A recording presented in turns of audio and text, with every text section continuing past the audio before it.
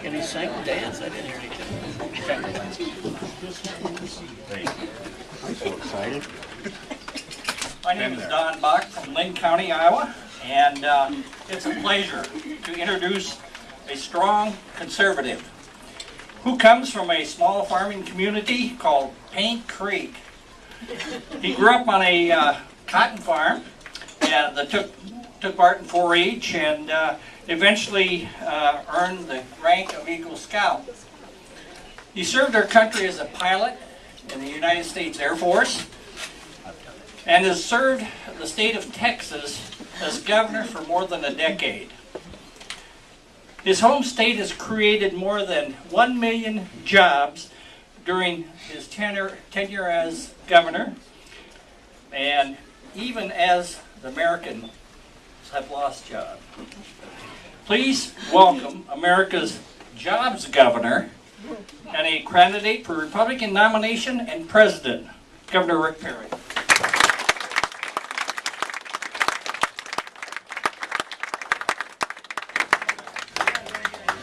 Don, thank you very much. It's an honor to be here with you today and back in another pizza ranch. So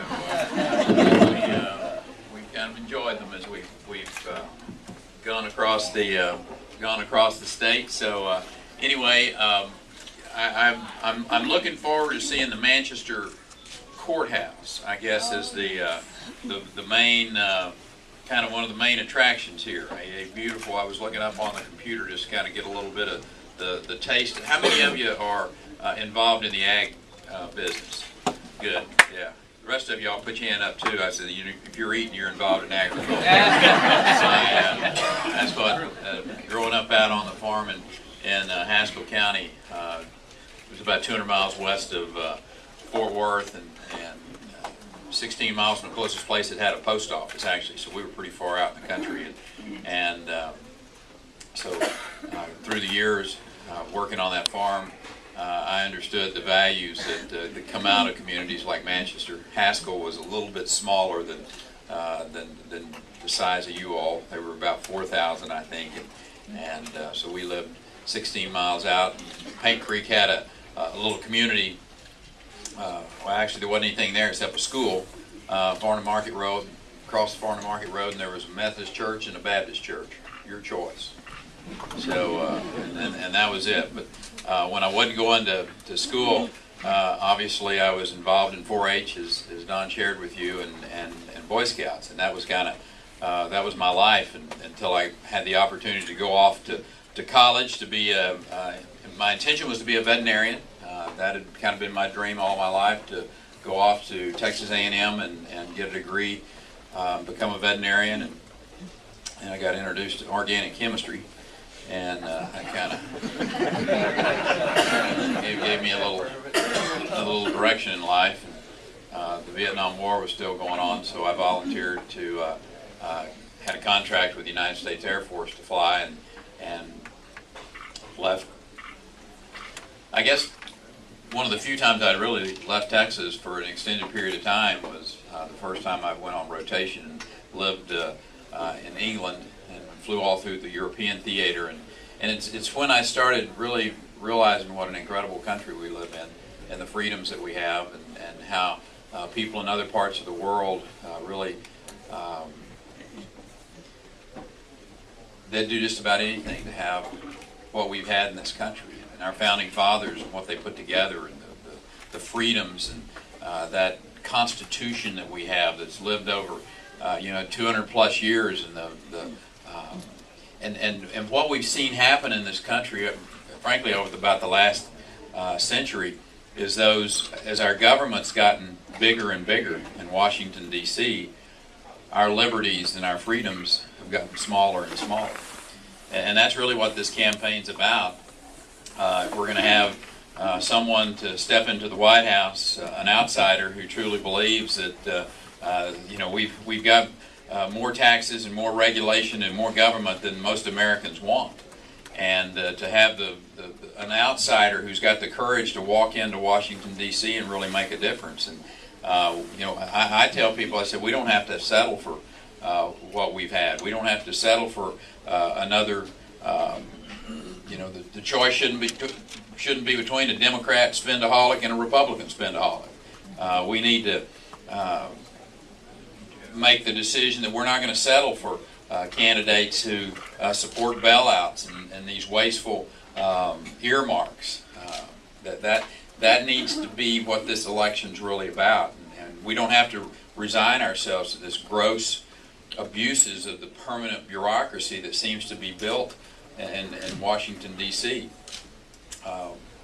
I can diagram the problem. I mean, the problem is if you two spots on the map and direct connection between them, between Washington, D.C. and Wall Street. I mean, the idea that you know, it's just been a den of thieves that have been up there playing with our money, and they've been gaming the system, and they basically have been leaving Americans and folks like you all sitting in this room that are picking up the bill. I mean, Main Street didn't get bailed out. It was Wall Street that got bailed out. It was people who were betting against America on Wall Street, and all this subprime and all of the billions of dollars. And now we found out it was trillions of dollars that were sent to Wall Street banks to bail them out. And you know, on Wall Street, I think they play a game. It's called heads I win, tails you lose. They always win. And that's what we've seen with this relationship between Washington and listen, I believe in the profit motive. I mean, I grew up on the farm. I understand that you know, you take your chances, you put the seed in the ground, and you hope it rains at the right time, and you risk your capital in a small business, and you go work hard, and you hope that you don't get overtaxed and overregulated. And I believe in the profit motive, but what we've got on Wall Street is there's some people that have gotten just insanely rich up there with no risk. And the no risk was put in place by people in Washington, D.C., and they were in cahoots together, if you will.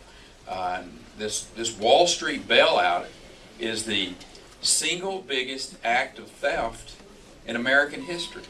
And, you know, and Newton and Mitt, they both were for it. I mean, that's one of the reasons I say that if you really want an individual who is an outsider, someone who has not been engaged in that process up there, I hope you'll take a look at me. I mean, I've been fighting Washington, D.C. as the governor of Texas for over a decade now, pushing them back as they come in and try to tell us, here's how you're going to educate your children, here's how you're going to do your environmental affairs, here's how you're going to deliver health care. And that's what we need, is someone that will stand up in this country and push back on Washington, D.C. and clearly tell them that, you know, we're not going to take it anymore. That the people back in Iowa best know how to educate your children. People in Iowa best know how to deliver health care. And the solution will be found back on Main Street to this country, and freeing up this country from the overtaxation and the overregulation. And I always tell folks you can get a pretty good idea how somebody's going to act in the future if you look at their history. As we've had turndowns in the Texas economy 2 times in the period of time that I was the governor. And rather than raising taxes, we cut our spending. This last time, in this last legislative session in January, I mean, what's going on in the world out there, we had a substantial shortage of revenue coming in relative to what we'd spent previous sessions. And we cut, for the first time since World War II, total spending. 3 times while I've been governor, we cut that spending of general revenue. So my history has been to reduce the spending, to find the ways to make government work without going and just saying, hey, listen, we're going to have to raise your taxes. And, you know, and it goes back to those values that I learned at Paint Creek. Nobody was going to bail out a dryland cotton farmer. You had to make your decisions and live with them. And I tell folks, I said, my purpose has never been to be the President of the United States. My purpose in life has been to serve my country. My father taught me that early on. He was a World War II veteran. He was an Air Force tail gunner on B-17s in 1944. And by the grace of God, he flew 35 missions and was able to come home safely and live in that little corner of Texas and raise a family and live in peace. But he taught me that it was my responsibility, it was our responsibility to serve our country, to serve our state. And that's why I'm standing before you today in Manchester, Iowa. Because our country's in trouble. And we've got to have a president of the United States that will stand up for people on Main Street, who understands clearly that you can't spend your way to prosperity. That we're going to have to make some decisions about taxes and regulations. This campaign's not about me. This campaign's about millions of Americans just like you, and whether or not we're going to get our country back or not. And I hope you all feel the same way that I do. This is a great country, and our best days are ahead. Let me tell you, the future for that little girl right there can be great and bright, but we got to make some decisions today. And we've got to have a president of the United States that not only the people trust and have confidence in are going to be able to get this country back on track, open up those federal lands and waters so that we can have the energy industry creating the jobs.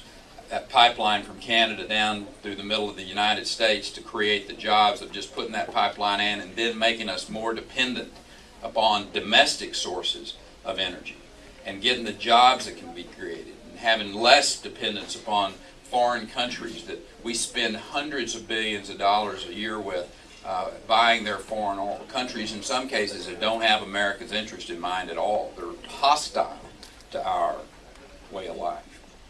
That's what this election is really about bringing back the jobs, bringing a balanced budget to the United States Constitution.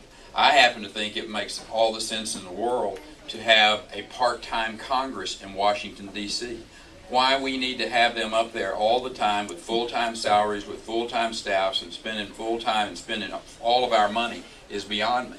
I think it's time that we send a message to Washington that we have a part-time Congress, and they can come back and live in their districts. They can have their jobs back here in Iowa and live within the cities and the communities that they represent with their citizens and live within the laws that they pass.